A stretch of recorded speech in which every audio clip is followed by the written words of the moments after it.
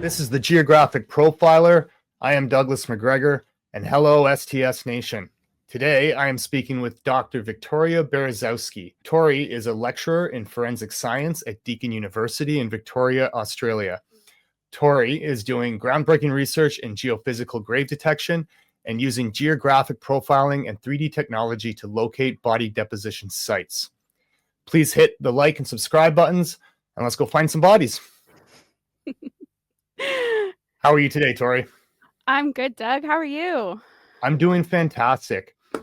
And just before we get into who you are and what you've been up to lately, I just want to tell our viewers and our listeners that that we have a lot in common. We're both Canadian. We're on opposite sides of the world right now, and 16 hours apart. You're obviously in Australia and I'm in Ottawa, Canada, but we're both Canadian. And I did a little creeping on your LinkedIn to find out a few more things about you that we have in common. We both have our GPA 1, Geographic Profiling Analyst level 1, which is fantastic. We were both surprisingly NCCP gymnastics coaches. You have your level 2. No way. So you have your level 2. I have my level 1. I got it because I moved to a smaller town at one point in my life before I went and did my master's, and I just needed a part-time job there. And I got my level 1 teaching 5-year-olds gymnastics. So that's kind of funny. That's amazing. Yeah. And we were both at one point camp counselors as well. I spent years being a camp counselor. Look at that. So, I didn't realize we had so much in common. We do have a lot in common. We do. So why don't you just, tell us a bit about yourself and, how you ended up in Australia and what you've been doing there since. Yeah, sure. Well, first of all, I just want to say thanks for having me, Doug. I'm so excited to be here. Like he said, my name is Tori. I'm originally from Canada. You may not be able to tell the accent anymore. I'll leave that for you to figure out. You're kind of halfway in between. You got some Canadians and some Australian in there. I'm sure we'll hear the A every now and then, right? Probably. So I did my undergrad in forensic anthropology at the University of Toronto, and then went on to do a master's in forensic anthropology, also at the University of Toronto. And when I was done, I knew I couldn't stay at U of T because they like it if you kind of expand where you do your degrees. They don't want you all in one place. And at the time, there wasn't really anywhere else in Canada that I wanted to go, and there wasn't anywhere in the US that I could have really see myself going. So I did a literal Google search for forensic anthropologists in Australia. I found 3 of them, reached out. One of them got back to me.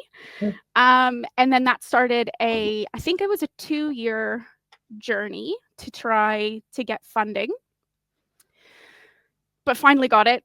Got a scholarship to the University of Newcastle to do my PhD with Associate Professor Dr. Xanthi Mallet. She's also a forensic anthropologist and a criminologist.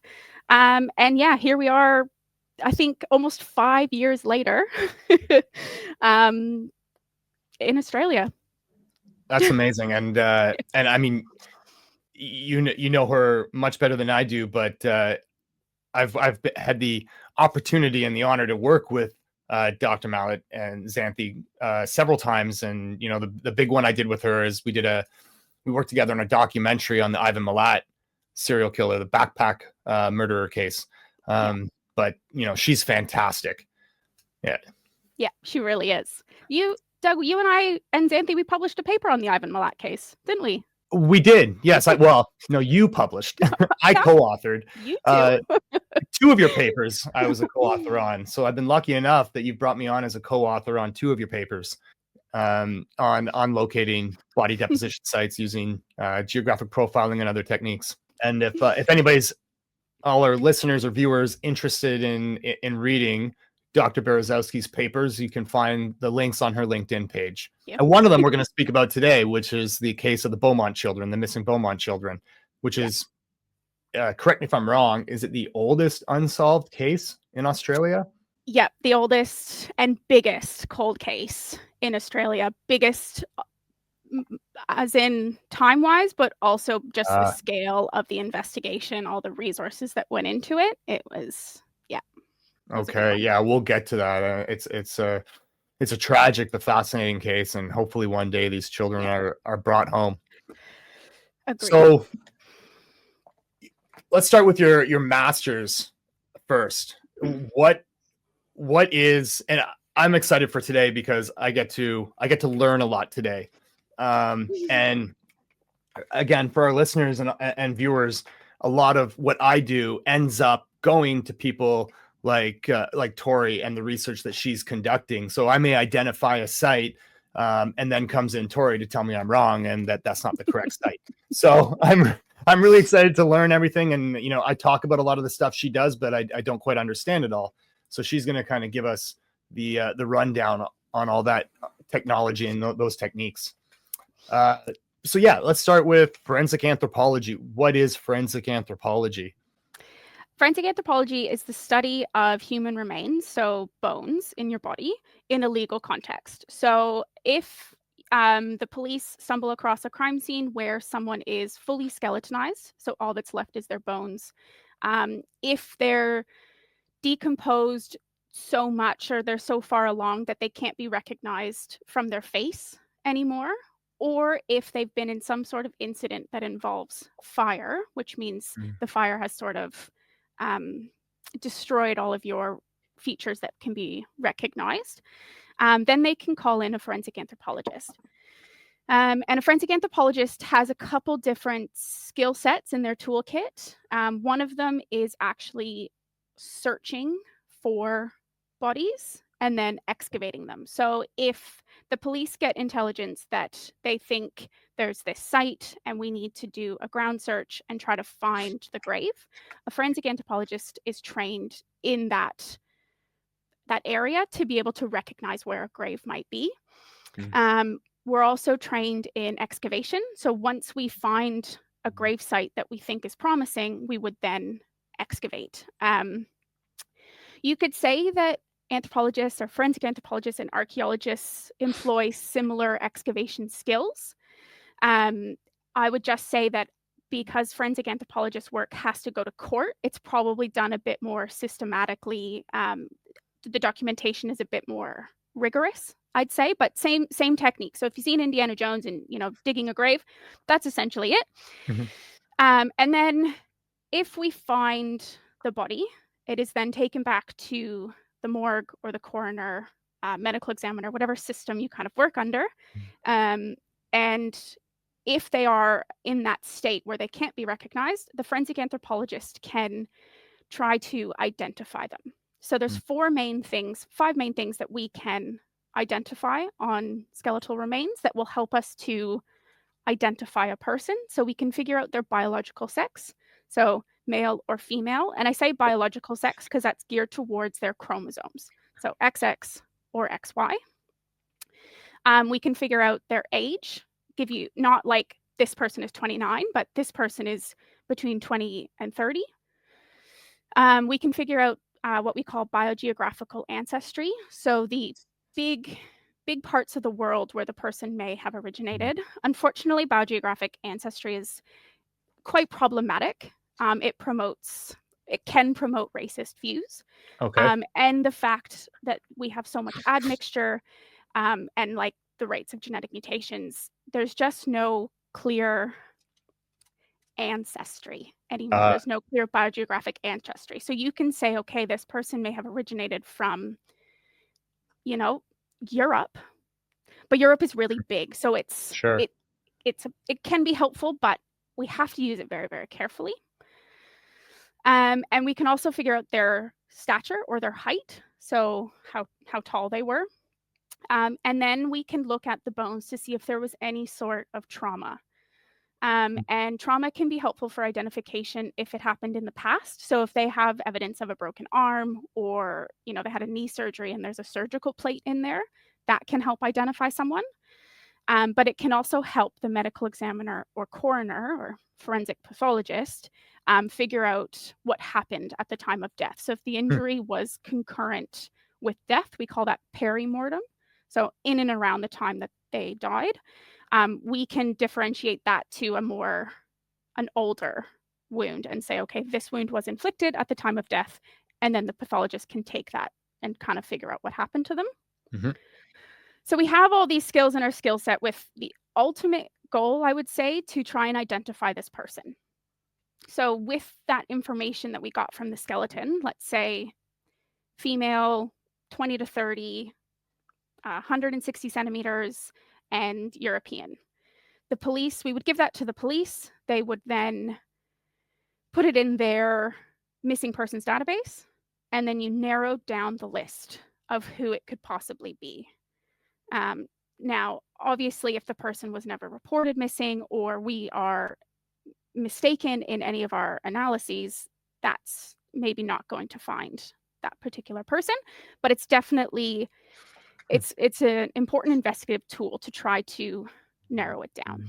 It's not as identificatory as DNA. Sure. So if whoever's doing the investigation, if they have the funds to do that DNA, to generate that DNA profile, that's going to be more of a primary identification that can actually come to a person's name, whereas forensic anthropology is more of a secondary identification because we can't necessarily identify the person's name. Right. So, but sometimes DNA isn't always possible. The bones can be too degraded. You might not have enough. Sometimes, let's say we only find a couple of your cervical vertebrae, the vertebrae in your neck, right? Like if we don't have a lot of bone to work with, you may not be able to get a DNA profile. The technology is really sensitive now. It's excellent. Like they can do a lot with it. They can also do, so you can do just a general DNA profile that you would use in like a forensic sense, or a case but with that, you would need someone to compare it to, which is why there's a lot of missing persons support organizations that are asking for family donations to try to put into their system, like donations of DNA to put into their system, because you can get family matches. But that DNA profile is really only good if you have something to compare it to. Right. And if they're on file. But the other cool thing you can do with DNA is phenotyping. So you can use a different part of the genome and actually figure out things like your hair color, your eye color, what your face looked like. Xanthi and I, we were going back to Xanthi, her and I co-authored a book chapter together with some other forensic anthropologist colleagues. And there's actually a picture of her in there, her own picture, and then a generation that she got from swabbing her cheek, doing phenotyping, and it looks exactly like her. Wow. So it can work. So if DNA is possible, and money-wise, I think that's a really good option. But sometimes it's not. And I think still having the forensic anthropologist come in and just have that higher accuracy in those ancestry assessments and biological sex and all of that is invaluable. That's a really interesting field. I've worked cases where I've consulted with forensic archaeologists, but I haven't directly consulted with a forensic anthropologist yet. So I'm looking forward to working a case where I'm able to do that. And I got one right in front of me. So you may get a call. Okay. I'm not kidding. You may get a call. No, I'm in. Perfect. It's funny you mentioned forensic anthropologist and forensic archaeologist, because certain parts in the world they're actually combined. So Canada and Australia, a forensic anthropologist wears the hat of an anthropologist and an archaeologist. Whereas I think it may be different now, but when I was looking to do my PhD in Europe, they separate anthropology and archaeology in a forensic sense, where an archaeologist would go out into the field and do all the collections, the field collections. They would excavate and everything, and then the remains would be sent to a lab where the anthropologist was, and they do the assessments. So it's two different people doing that job, whereas in Canada and Australia, maybe other parts of the world, I'm not sure, that there's one person that does that job. Yeah, the case that I consulted the forensic archaeologist on, I wasn't looking for their opinion directly on human remains, but rather on a man-made structure. It could be. That was what I learned when I was going through my master's and stuff. So to all the listeners out there, if I'm wrong, it's changed. Well, like you said, it could be different everywhere, right? So the person I consulted was in the United States, so it may be different everywhere. After completing your master's in forensic anthropology, you then decided to make the move to Australia. Tell us about that. So tell us about the program you got into there, and where you went from there. Yeah, sure. So I got into, it was a PhD of anthropology and sociology. So it wasn't directly in science per se, but that was because Xanthi at the time worked in the School of Humanities and Social Sciences. She's a criminologist as well. So she was working in the criminology field, and that was in the School of Social Sciences. Then there were some changes that went on in the uni, and I switched to a PhD of law. So criminology got moved to the law school. Okay. So technically now I've graduated with a PhD in law, but I tell people that it's a PhD in forensic science. Like, right. No, I understand. I hear what you're saying. Yeah. So my project looked at testing geophysical techniques, and I'll get into that in a second, but testing geophysical techniques to try to find graves, and graves associated with like homicides, usually. The project then grew from being about geophysics to just more about grave detection in general. And now we've sort of started using this term, like a multidisciplinary technique to find graves. And that's when the geographic profiling came in, because that brought in the criminology side of it. We did a lot of wrote a paper on like using remote sensing, like drones and LiDAR. So it started with geophysics, but kind of grew. Okay. So, we'll have to get into the LiDAR eventually too. Yeah. Continue. So geophysics, it's essentially, if you think about sonar, how they measure things underwater, that's what geophysics is, but on the soil. So it's essentially giving you a snapshot of what's beneath your feet.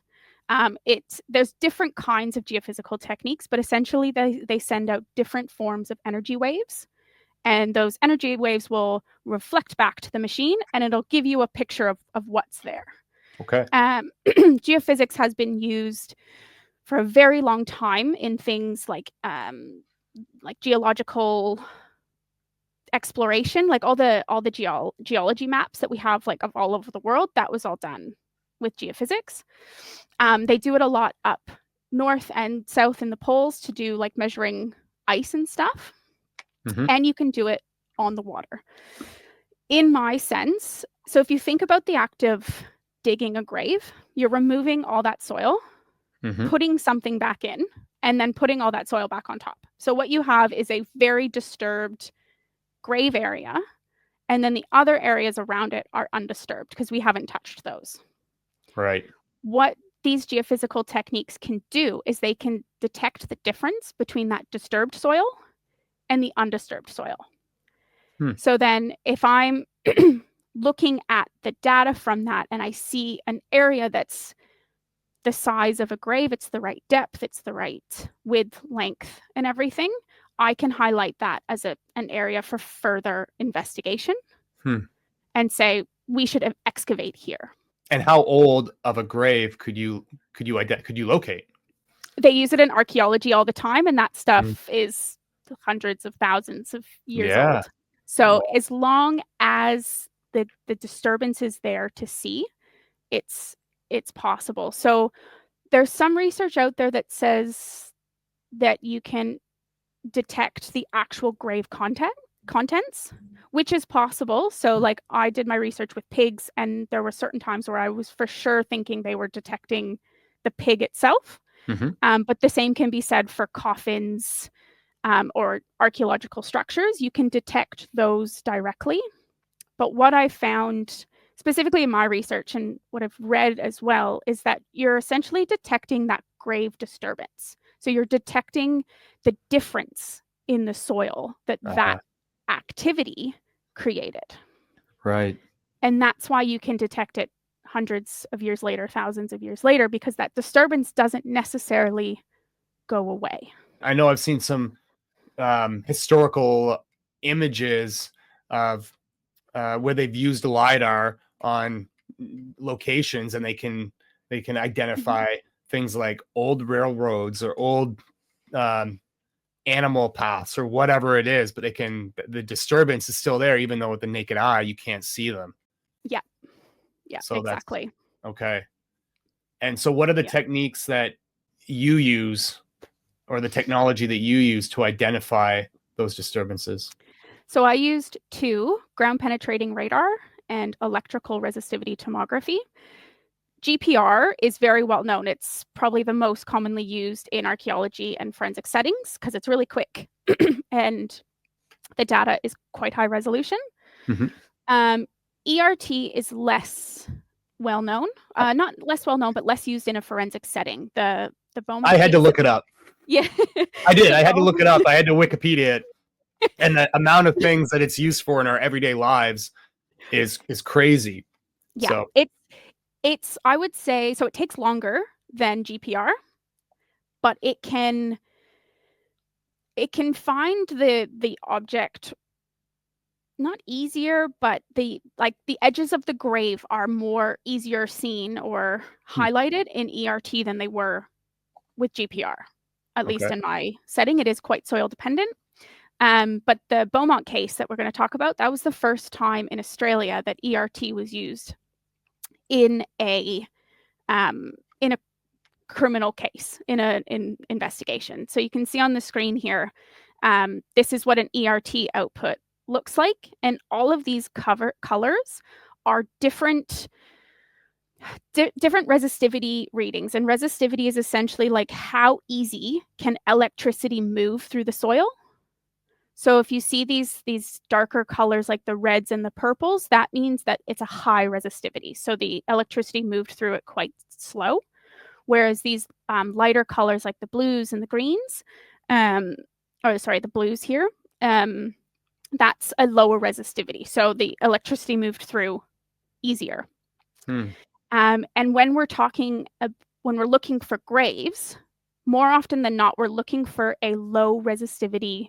We call them anomalies. So we're looking for something that's low resistivity. But as you can see, just looking at this, there's lots of blue. So it's not that every single spot that's showing a low resistivity reading is a grave. We have to look at this and think, all right, what's the size of a grave, right? In this case, we were looking for a grave that could fit 3 small children. Mm-hmm. And we also knew that the grave was going to be quite deep, because there was intelligence at the time where some people dug a hole for a man and they dug it quite deep. And then plus all of that soil fill from years and years and years of activity on top, we knew that it was going to be deep and it had to be big enough to fit 3 children. So the one spot that we highlighted, you can sort of see it's outlined here in black. That's the anomaly that was highlighted by the geophysicist at the time to say this is where we're going to excavate. Right. So as you can see, geophysics are sort of an indirect detector of graves. It's by no means a photograph saying this is, I can see the bodies, it's a grave. It's very much like there's an anomaly here that's the right depth, shape, and size for a grave. Let's dig. But we have to do other things before you get to geophysics to to kind of narrow down that area. So the resistivity is that density? And if it's disturbed, would you compare it to that or not? It's not quite the same thing. There's a lot more involved in it because it has to do with like the type of soil, and like even like the chemical nature of the soil. Is it high pH? Is it low pH? Like it's a lot more involved. But yes, you like can clay sort of as opposed to sand or something. Exactly. Right. It's just how easy or hard electricity can flow through that soil. That's quite the technology, and I mean the image it looks like a heat map, so it kind of, but instead it's the resistivity. That's yeah. You can actually, in post-processing, you can actually change these colors. And I actually change them to a grayscale because I find so these colors are completely arbitrary. Like Okay. you can choose that purple means high and blue means low. Like I could flip that. Okay. So I personally choose a grayscale, so where like white would be, or the lighter colors would be a low resistivity, and then the darker colors would be higher resistivity, because in my mind that actually intuitively mean like it shows an increase in resistivity. But to be honest, when I publish, lots of people don't like it. So it's right. Yeah, I just the colors are very much arbitrary. As the person doing it, you can decide what color scale you want. All right, well let's switch over to GPR. I mean, I think most people in the in the true crime world that follow crime news, I think most people know that it stands for ground penetrating radar and have somewhat of an idea of what it is. But at the same time, it's there's so much more to it. Like I look at that and I don't see anything. So how does GPR work and how do we use it? So at a basic level, they work the exact same way. Whereas ERT flows electricity, GPR sends out electromagnetic waves. So there's different ways that a GPR can function. So the one I used for my research project, I essentially pulled it on a leash. Basically, like I had a pole attached to it and I just dragged it behind me. Like it was on wheels? Exactly. Okay. And then there's one that you can push almost like it's a lawnmower. So it's still on wheels, but it's on like a pram or a stroller. That's kind of what it looks like. And then I've actually driven one that was on like a big tractor. So you can attach the GPR to essentially anything that moves. Right. And like if you have a big massive site, like think about the size of the football field or 4 football fields, having something like a tractor is great because it's fast. That'd be fantastic. Yeah. Whereas if you're pushing, the pushing one is still quite quick, but the pulling one that I use, that's slower. So depending on how your GPR is mounted, it can be slower or faster. But essentially, yeah. So you're moving your GPR along your site, and in a site like this, we would do it in a grid format. So let's say we start on the line where the big tree is. Let's say we start there. We would walk straight across however long, and then 25 centimeters lower, we would then walk back to the tree, and then 25 centimeters lower and walk back to the other side. So you would do it in this like zigzag format.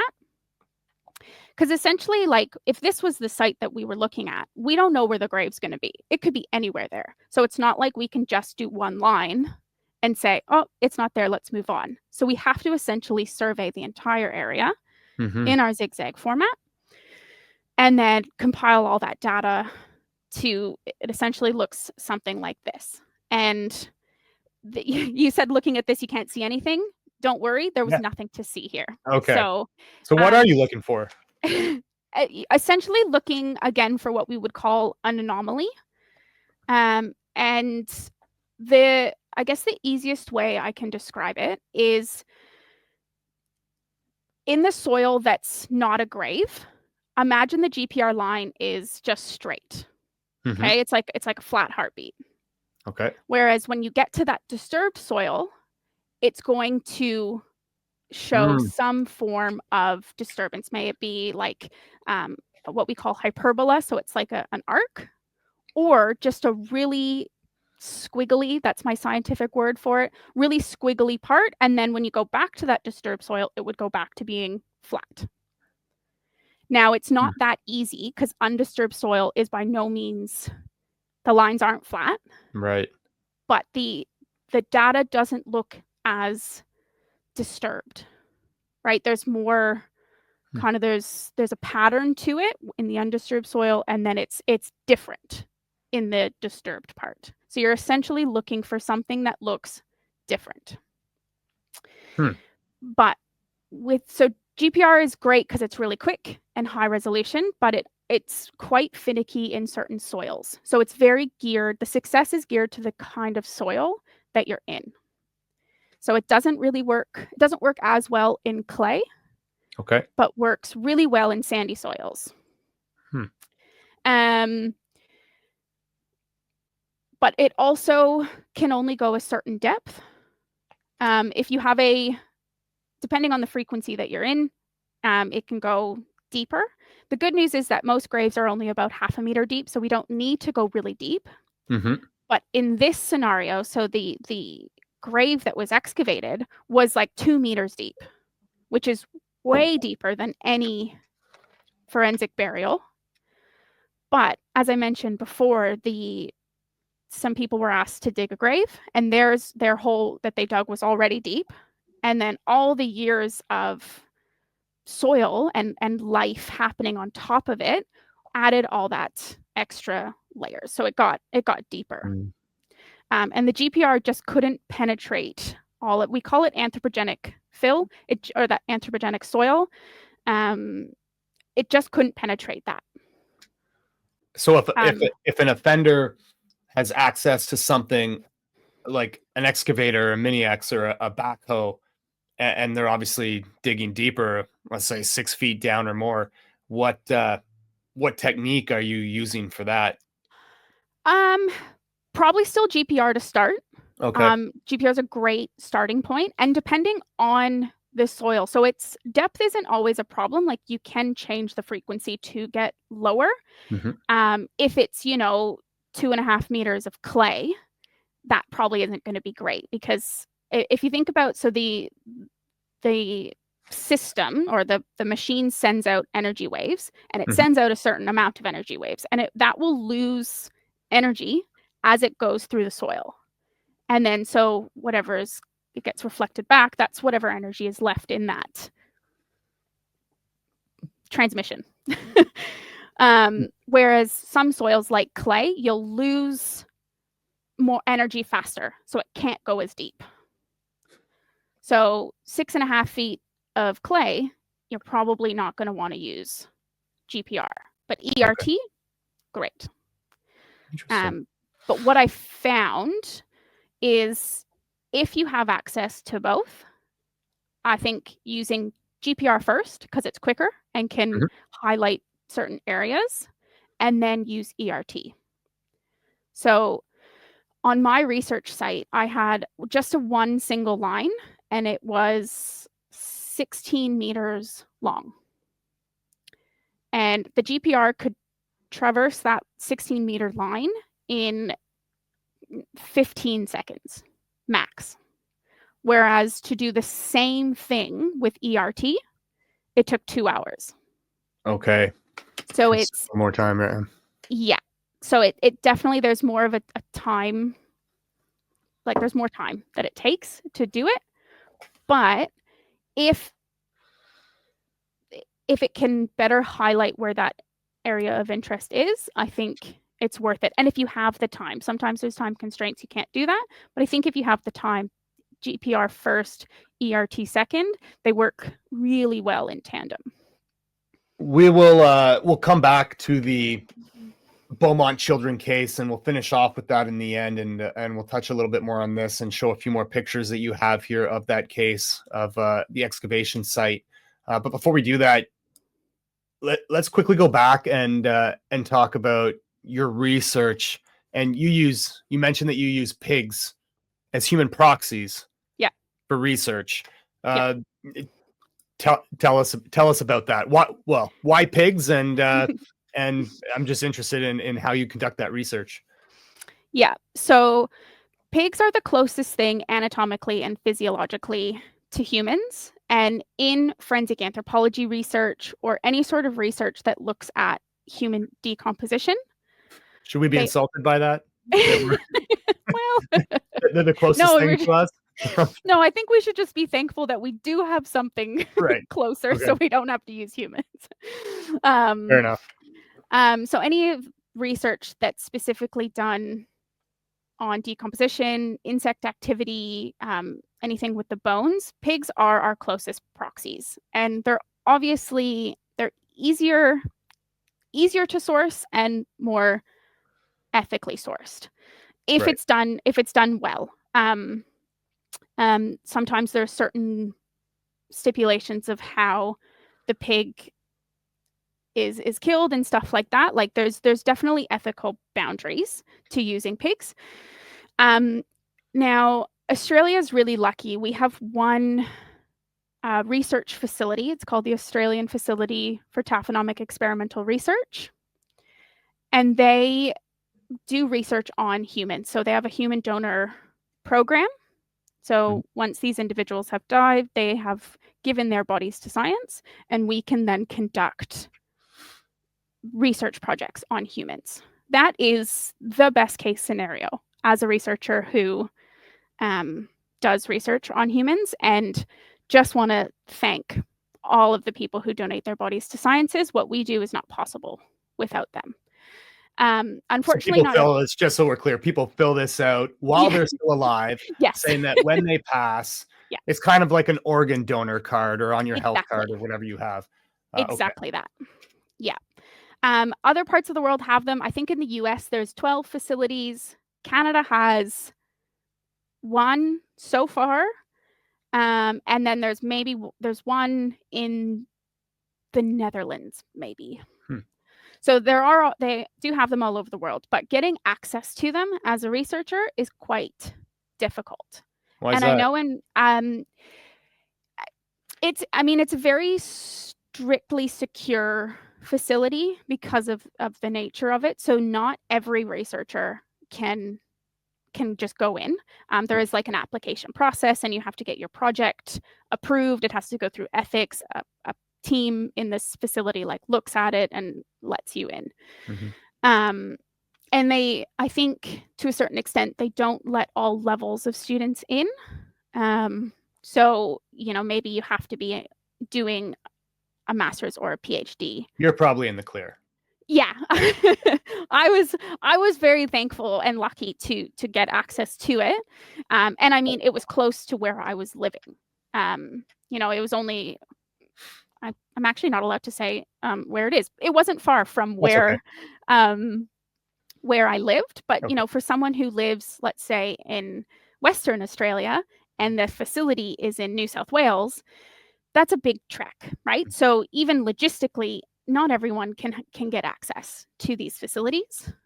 So we have to use proxies, and the best proxy that we found are pigs.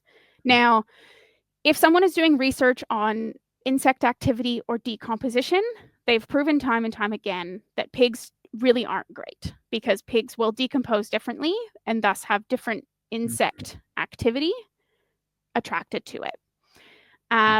For my project, there was nothing level of activity or different insects entirely? Same insects, because that's kind of geared by the location, like where you are and what insects are around, but just they could come at different times or in different, it's just different than humans.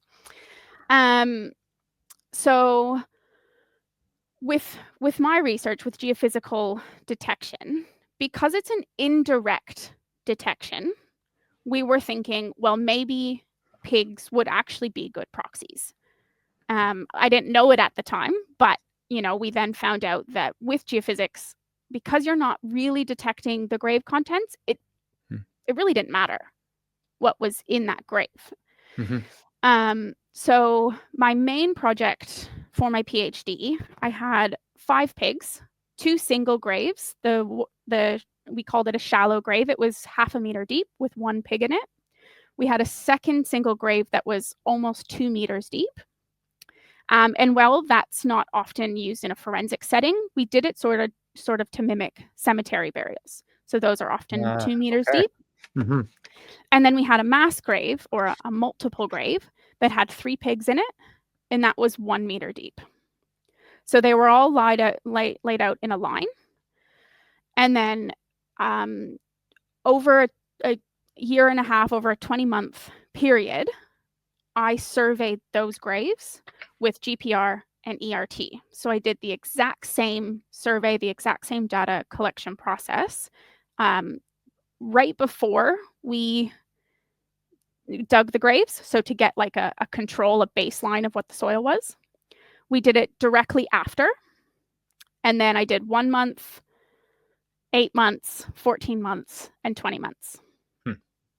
Did the exact same data collection process and then compared each of those data outputs to essentially, we did it to compare to the control. So how different was it to the base soil, but also how each survey changed and how, because presumably the pig is decomposing.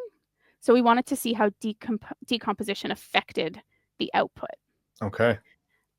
We didn't actually, so there's some studies where they'll dig up a pig every time they do a survey to see the level of decomposition. We didn't do that. So some of my interpretations were based off of what was the hypothesized level of decomposition of the pig. But yeah, so we did that on my pig graves. And then I also scanned human graves. So I scanned a single human grave and a mass human grave and compared the output from GPR and ERT between the two, and actually found that in this case, there was no major differences. Like we were looking for a disturbance, and that disturbance was the same. Even like, so my pigs were buried naked, like they didn't have anything on them.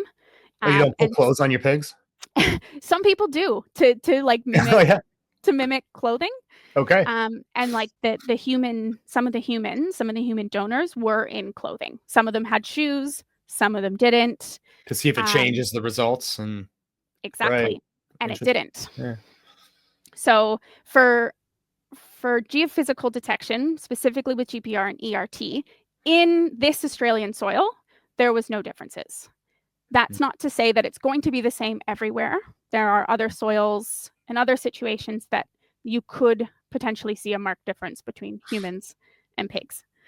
But in this experiment, we did not see a difference. And it was actually, as far as I could tell, I did an extensive database research.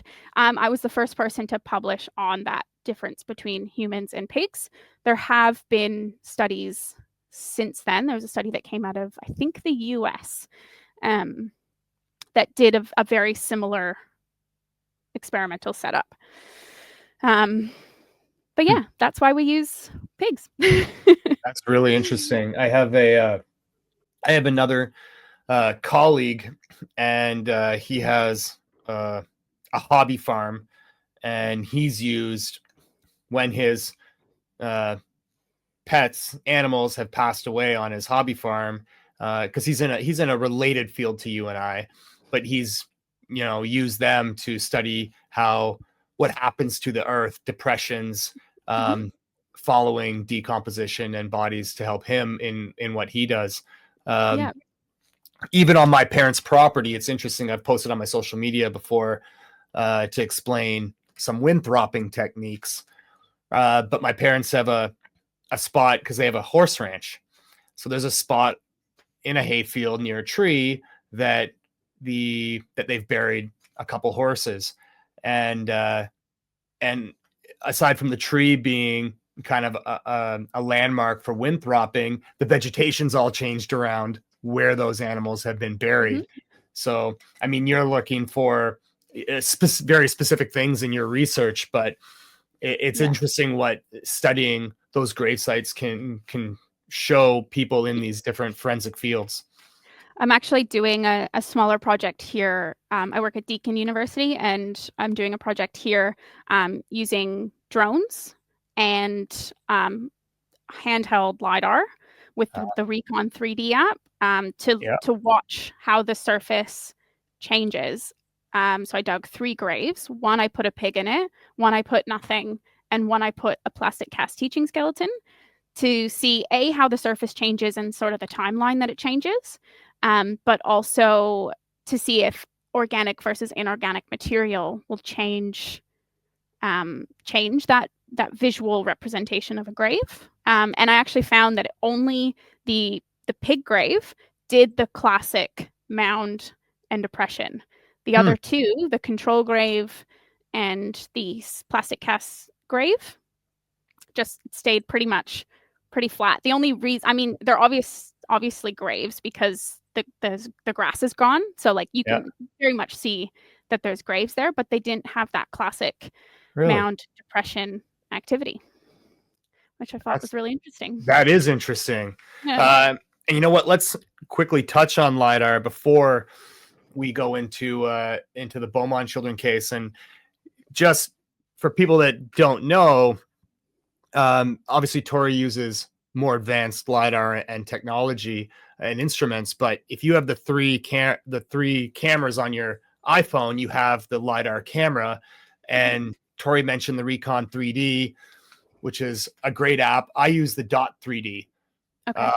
So I have the Dot 3D application for LiDAR, but I use it outdoors to get 3D renders, but I find it also fantastic. I mean, originally it came out for the phone for things like construction and home design. Mm-hmm. And for anybody that has that extra camera on their phone, you can take a complete render of, say, your home in less than 5 minutes, a complete 3D render of your home. It's really interesting technology. And it's on all our new cars now, and LiDAR's using everything. But so explain to us what LiDAR is, Tori, and how a little bit more about how you use it.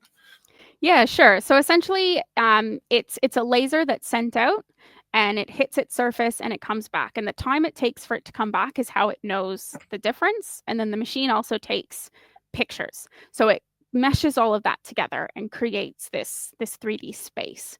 The really fancy LiDAR 3D scanners are like the terrestrial ones. They're kind of like these big boxes. Those are very, very expensive, and often, like, sometimes police services have them. Often it's like independent researchers that have them, or universities that have them, but they can be upwards of like $25,000, $50,000, $100,000. Like, they're crazy expensive. I sort of chuckled when you said I use higher technology. I actually just use an iPad Pro. Oh, there you go. Because it has that third. The apps work really well. Yeah, those apps work really well. When I was working with Dr. Mallet on the documentary on Ivan Milat, we had a drone operator come in, and you've seen the images, and fly over with a LiDAR drone, which those drones are crazy expensive. You know, it's on my wish list years from now, but Mine too. I would love them. Yeah. But they're fascinating technology, and to see the imagery and what it can pull up. It basically takes an X-ray of your location. Yeah. So LiDAR like that is really cool, especially from a drone. Because it's really safe. So you don't actually have to walk through the scene. You don't have to tamper it in a forensic sense, but you also don't have to, if it's a dangerous area, like let's say if it's a cliffside, you don't have to worry about walking around and potentially putting yourself in danger. So the fact that it flies overhead keeps it safe, and it's quite quick. So you can do, a drone survey quite quickly. The other really cool thing is that laser that's sent out can actually penetrate tree cover. So for the Ivan Milat documentary, it was Belangolo State Forest. And obviously, as it sounds, it's a forest. There's trees everywhere. But you're able to, when you're processing the data, you're able to pull back those layers because the laser, penetrated through the tree, and you can pull back those layers to just see the ground. And what we've found that you can do is you can detect subtle elevation changes that would be accompanied by a grave. Now, obviously, there's lots of elevation changes in the forest, right? Mhm. It could be a tree root, it could be just a Sure. mound, it could be anything. But what we can do, similar to we were talking about GPR and ERT, finding an anomaly consistent with the size of a grave, it's the same thing when you're looking at LiDAR data. You're trying to find an elevation anomaly that's the right height or depth that could be the size of a grave. So drones are so cool. Yeah. On my wish list for sure to have a LiDAR drone. I took the initiative at least I went and got my drone license Yep. for here in Ontario, and Yep. I have plans to slowly build my fleet of drones. So I want to eventually get 2 or 3. So when I go do site visits, I can use it as part of my environmental scan. Yeah. I've even found, so I don't have my drone license yet because I'm just operating one that's 2.5 kilos. So you don't need a drone license for that. I've definitely flown it enough to get the license, but what I've found, and this is probably such a basic feature, but I thought it was really cool, especially for the grave research that I'm doing. I'm also doing a project looking at capturing 3D models of a decomposing pig and then looking at different assessment methods and seeing if the 3D model is just as good as looking at the pig itself. But what I found you can do is you can set a point, and then the drone on its own just circles around it, which is so good for photogrammetry, because that's essentially what photogrammetry is. It's taking photos in a circle of the object. And it's been so helpful. And the models that it creates is actually pretty accurate. Like a few of them are a bit wonky. Right. You have to make sure that point that is set is very much in the middle of the object that you want. Because if it's skewed, the model is a bit skewed. But that's I think a 45-second video that I then turn into images, and then with photogrammetry software make a 3D model. It's so cool. Like, so drones can be good for like surveying big areas, but it's actually still really helpful for making models of small scale objects as well, like on site. Okay, so let's finish off here and talk about the Beaumont children case. This case is, I've done some research into this case, but you know this case very well, and you've taken part in the actual search for these children. So why don't you tell us a bit about the case itself and the case details, and then we'll get into the actual search that you participated in. Sure. So I didn't do the search. I'm affiliated with someone who did the search, the geophysicist, Professor Dr. Ian Moffat out of Flinders. My work into it came afterwards. But I still know a lot about the case. So on January 26th, 1966, that's Australia Day, 3 children, Jane, Arna, and Grant Beaumont, took the bus. So you can see on the map, their house is at the bottom here in blue in Somerton Park. They took the bus to Glenelg Beach, and that's this green area here on the side. Now, at the time, it was very normal for children to get on the bus and go to the beach by themselves. Even at such a young age. Exactly. Jane was very responsible. Her parents were not, at the time, it wasn't a dangerous thing to send your kids on the bus. So they were given some money. Jane had a purse. They were given some money, and they got on the bus to go to the beach. I can't remember the exact time, but I think whenever the children were supposed to return, the mom met them at the bus stop, but unfortunately they didn't get off the bus. I think it was around like 6 p.m. even, like early evening, wasn't it? I think that's when they were reported missing. I think they were maybe supposed to get back around noon, let's say, like midday. The mom kept coming when the bus came, and they didn't get off. So later in the evening, they reported the children missing at the police station. And a massive, massive sea, air, and land search ensued. So the entire community that night And all the police officers helped try to find these children. Now, when children go missing, there's a few things that can happen. It could be an accident, so potentially they drowned because they did go to the beach. But it was such a busy day. It was Australia Day. That was so hot. It was, I want to say 40 degrees, but it was a very hot day. And someone would have noticed if 3 children were drowning in the water. Was that a popular beach? Yes. Yeah. Glen Oak Beach was very popular. So they ruled out drowning. However, they did, in the sea search, they did empty some bodies of water and search them with divers to see if the children had gone there. So they ruled out an accident. Another possibility is that they ran away. Mhm. And so the police did search the house. They wanted to see if Jane had maybe packed stuff with her, like she was planning to run away at this time. The parents obviously were very much against that. They were saying, no, like Jane would never do that. And there was nothing at the house to show that they had run away. And to sort of support that they hadn't run away, they had, in their land search, they had searched all these areas that the kids could have gotten to. I mean, they were on foot. It's not like they could have gotten crazy far. Mm-hmm. So they searched all the potential areas that they could be, and they weren't found. So the third option is abduction.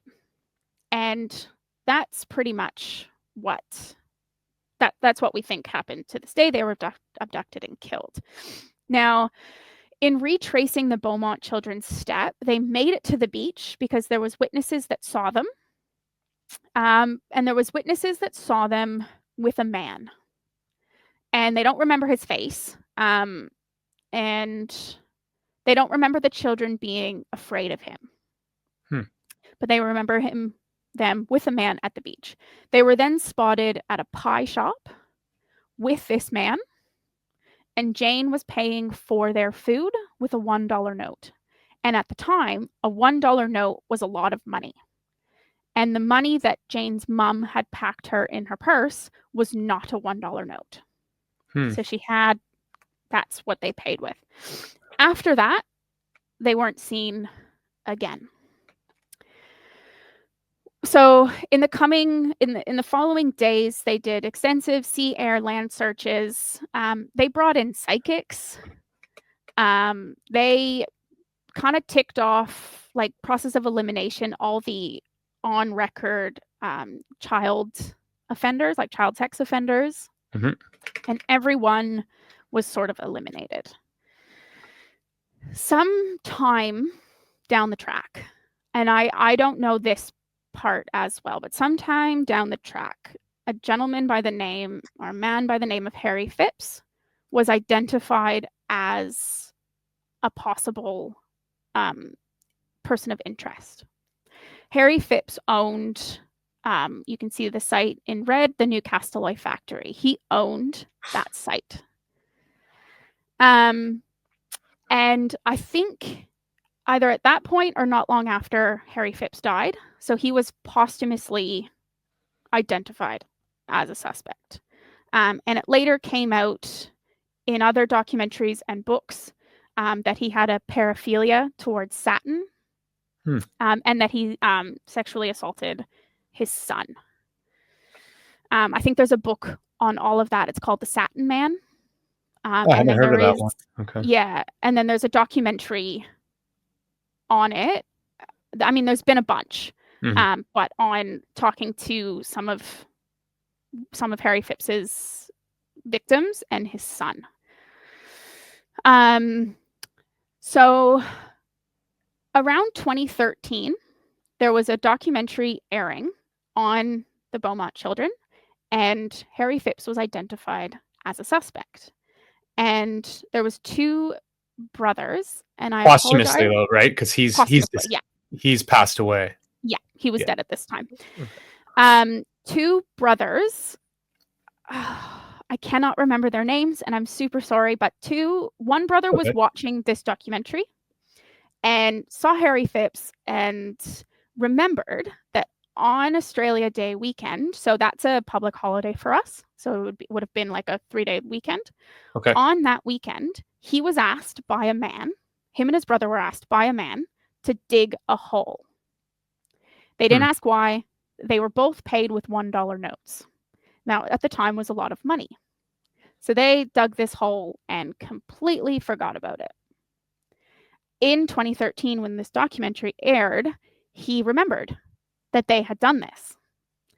And he went to the police with that information and said, we did this. And it was then at that point that they decided to do a GPR survey of the Newcastle factory. So you can see this image here. This was taken, it was an aerial image taken in 1969, I think. At the time, they only did aerial images every couple of years. And they either had one that was before the Beaumont children went missing or after. So we chose this one to show it. And you can see here in blue, this is the survey, that's the site that they surveyed in 2013. Now, the reason that they surveyed there is because when the brothers were remembering where they were digging, they were looking at maps, and they were like, no, that's where we were standing. Did the survey, the GPR found nothing. And then I think 2017, 2018, Dr. Mallet got involved with Channel 7 to do this documentary, and they realized that the landmark that the brothers had used to position themselves had moved. And they realized that this is actually where they dug the hole. The pink area. The pink area. Sorry, I'm moving my mouse. You can't see the mouse. I was wondering what you were doing. I think she's trying to identify the site. Okay. the pink site. So then Dr. Mallet approached Dr. Moffat at Flinders. He's a geophysicist and an archaeologist, to do GPR and ERT at this site, at the pink site.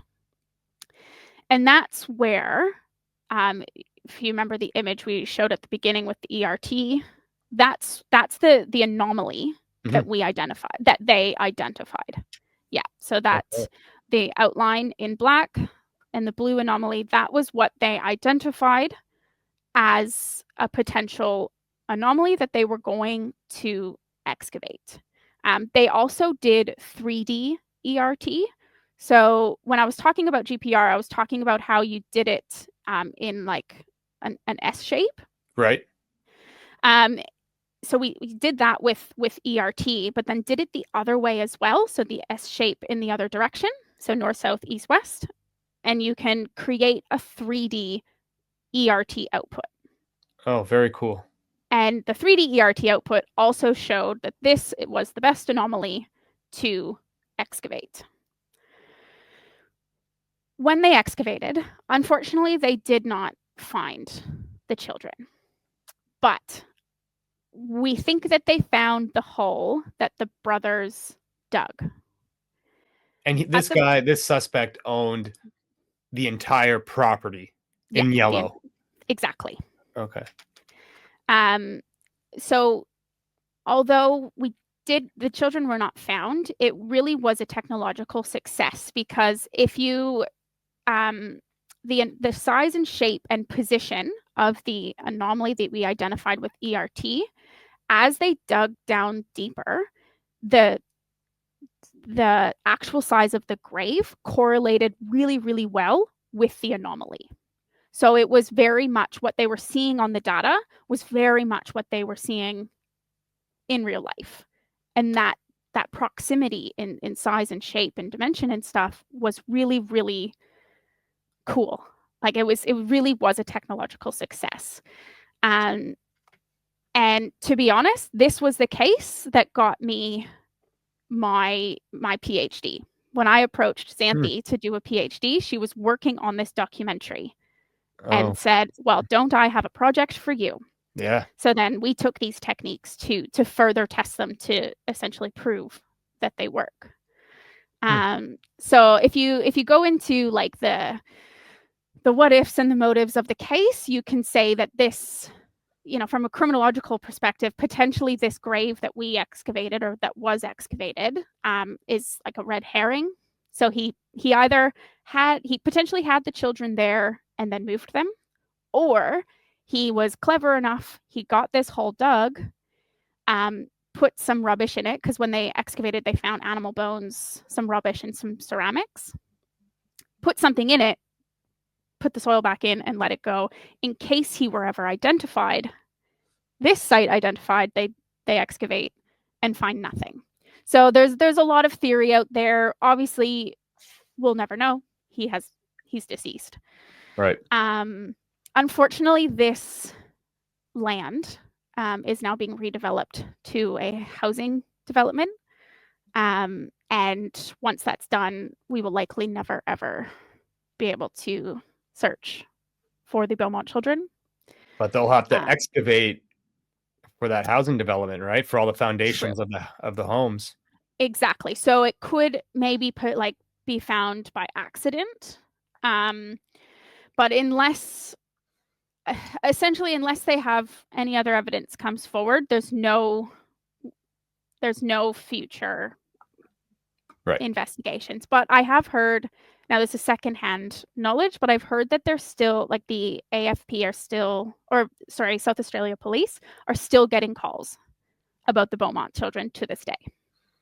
So even though it's Australia's oldest cold case, it is still quite massive, and they'll huge. never close it. And they'll never close it. And not only would we be able to find the children and, lay them to rest, I think it would bring resolution to an entire nation. Sure. The whole world was on the edge of all of Australia was on the edge of their seat for this.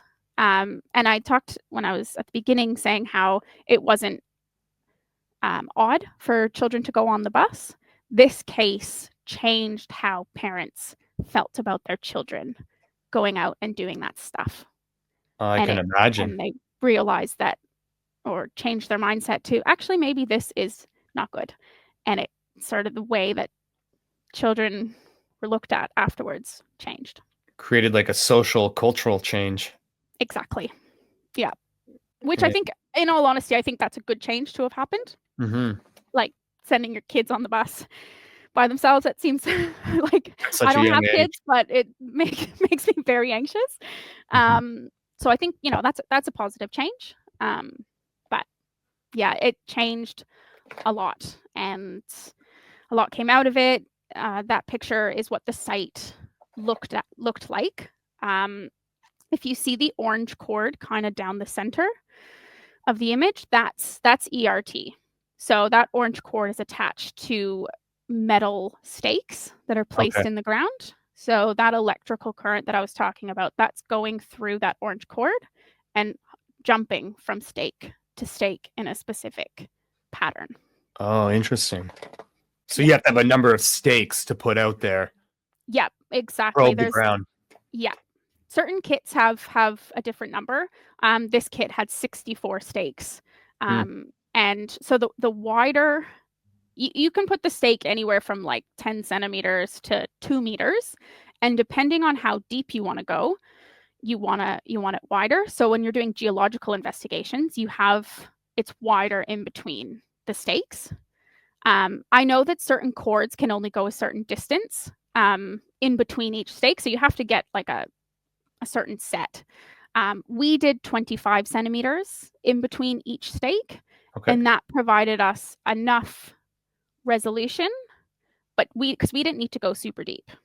So it still gave us high resolution, and the depth penetration was enough to get the graves. And I would say 25 centimeters to 50 centimeters is probably as wide as you want to go in a forensic sense, because you need that high density data, the high quality data, and not necessarily depth. So if you go wider, you go deeper, but the data quality reduces, the resolution decreases. And then the last image I have here, this is, what are we looking at here? So this is the grave that was excavated, the hole that was dug. So you can see already. It may not look in the image, but it's quite deep. That's 2 It looks meters. deep. Yeah, it's very deep, and you can actually see they've excavated through quite a few different soil layers. So you can see that top layer is more of like a reddish color, and then it goes into the brown, and then that white at the base. I'm not a geologist, so I'm not huge with soil. I couldn't tell you what kind of soil that is. But that's a combination of just, life happening on top. And that's why it was so deep. But this hole that was dug, the grave walls very closely correlated to the grave walls on the ERT data. So it was it was super cool as a scientist I to can have imagine. that correlation in the real grave data and the simulated ERT data. And what better case to try and apply those techniques and do that research on? Yeah. Right. I mean, it's too bad that the children are still out there somewhere and haven't been found yet. But to take your research and apply it to that case was so important. Yeah. And I mean, I only came in, towards the end. But I feel very lucky to be a part of a case like this. And I do truly, truly hope that we find the Beaumont children one day. And just, people talk about when people lose someone, they talk about how they never get closure. They don't even really get resolution, but, it gives them answers. And I would really love to give people answers. I can see that. It shines through. your passion for your work and for this case, it just shines through, and I'm sure you'll bring that same passion to every other case that you help with, and there's going to be cases that you help resolve. So yeah, and that's special, right? To use the research you've done and be able to apply that and help close some of these cases for people and bring that resolution to families. Yeah. And I'd have to say that's probably the number one reason that I kind of went into this field. I have friends ask me all the time, like, oh, how do you work with dead people all the time? But, it's to bring them home. It's to bring them back to their loved ones, to give them the answers that they deserve. And yeah, we can help the judicial system and put the person responsible away. And I think that is equally as important. But it's for the families. It is. Well, thank you so much for sharing your life, your work, your experience with us, and shedding some light on the Beaumont children case and the new developments in the case and what's been done since. And I'm sure it'll never close. And just to finish off, you mentioned to me before we started recording that you have a new opportunity coming up, a new life change coming up. What's that? Yeah, so I just signed a contract on a continuing permanent position at Deakin University. I am a lecturer in forensic science. It's an absolute dream job. I love teaching. I love being able to share what I love and do with the next generation. And then I also, in the role, get to work really closely with some of our partners in the industry to keep up the research and test out new techniques to find graves or refine the techniques that I have tested, and just just keep working in that area. That's fantastic, and congratulations on the new position. All the best with the new position and the move and everything else that comes along with it. I hope to have you back on the show in the future, maybe talking about a case, or maybe talking about some future work you're doing, or even part as of a panel talking about a case. So I look forward to that. Yeah, I look forward to that. So thank you so much, Tori, again, Dr. Berezowski, for being with us. And thank you, STS Nation, for tuning in. And we'll see you on the next show. I hope you enjoyed our discussion today with Dr. Victoria Berezowski on the science and techniques involved in locating clandestine graves. Tori and I also discussed the unsolved case of the missing Beaumont children and the continued efforts being made to bring them home. In the next episode, we travel from Australia to the UK to discuss specialist rescue response with the one and only Peter Falding of Specialist Group International. Remember, knowing your environment is the first step to staying safe within it. Until next time, I am Douglas McGregor, and this is the Geographic Profiler.